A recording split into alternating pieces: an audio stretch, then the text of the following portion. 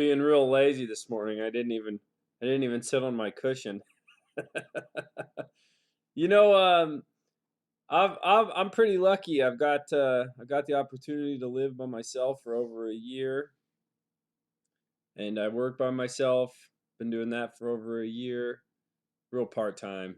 So I'm by myself quite a bit. I don't really have to get up early. I don't really have to do too much. And so if you get the opportunity to kind of be alone for a while without having so many obligations, it's kind of cool. You really start to see and understand the reality of time. Like there's no such thing as time. It's not real.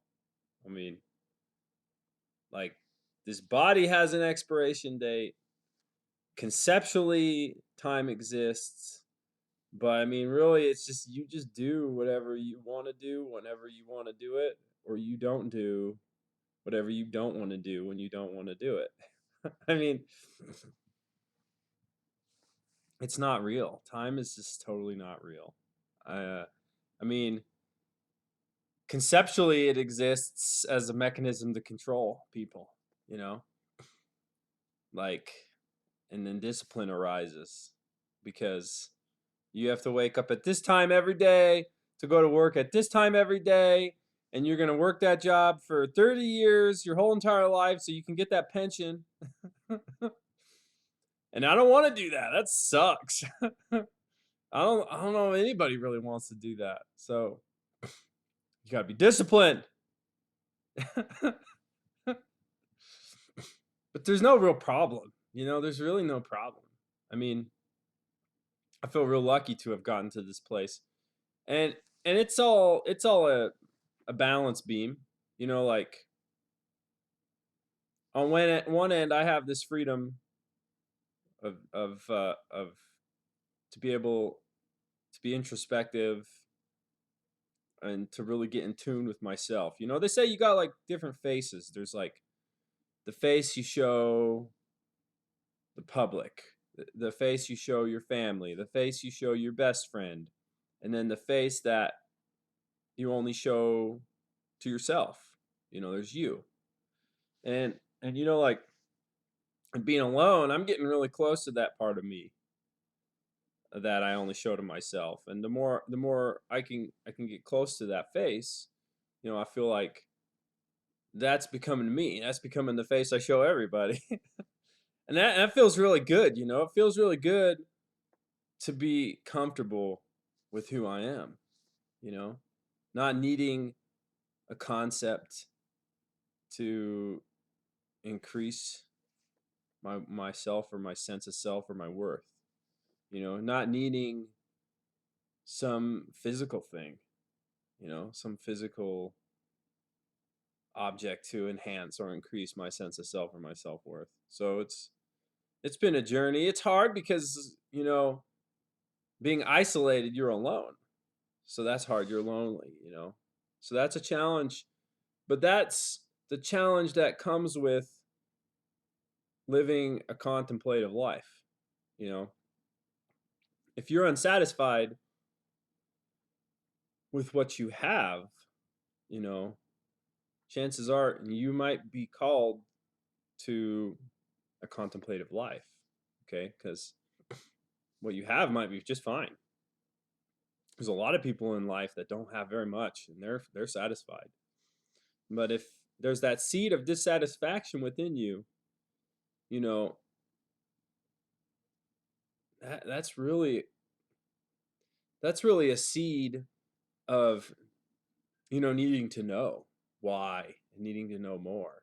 And that's really contemplation, contemplating why am I not satisfied? Why do I not have enough even though I have enough? And you know because people are wonderful and we are social beings, but we use people all the time to distract us from from the reality of why I'm dissatisfied. you know so in my opinion, it's just about being satisfied with whatever you have, And okay, so you got a job, you got to wake up, you grinding it out. You got to wake up at 8, you got to wake up at 6, you got to wake up at 5. You got to put in your 10, 8, 10, 9, 11 hours. You know, that's what you got. Okay? So if discipline helps you to be satisfied with that, that's good. That's good. You don't really want to be grinding it out though. You want to be floating. You want to be floating it out.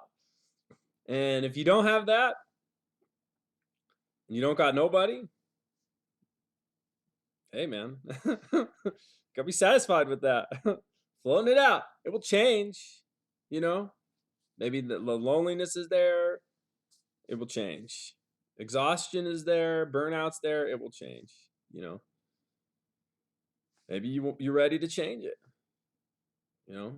I think growth really, on some level, growth really is dependent on your ability to surrender, like to allow the universe or God or the process of maturation to just happen. And then you can just kind of be placed in these situations that are just right for you.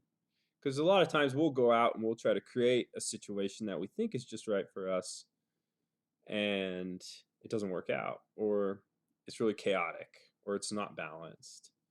And so I think a lot of times, when it happens naturally, organically, when it's part of the process, because there's a higher intelligence, clearly. I mean, there's a higher intelligence that supersedes all human intelligence. And so when we allow that intelligence to kind of govern our lives, when we submit ourselves over to that intelligence, I think it allows us to live more skillfully and more gracefully. And the situations in our life will be more skillfully and more gracefully. I'm not saying they're going to be easier, but that's a really important thing to do in order to enhance your temporal situation, so it's not such a strain on your spiritual well-being. Anyways, free yourself from time if you can. If you're grinding it out in the world of time, just be present. If you're not in the world of time, just be happy. Sorry about the shaking, guys. I was real lazy this morning. I didn't want to get down and set up the thing. All right, I hope you enjoyed.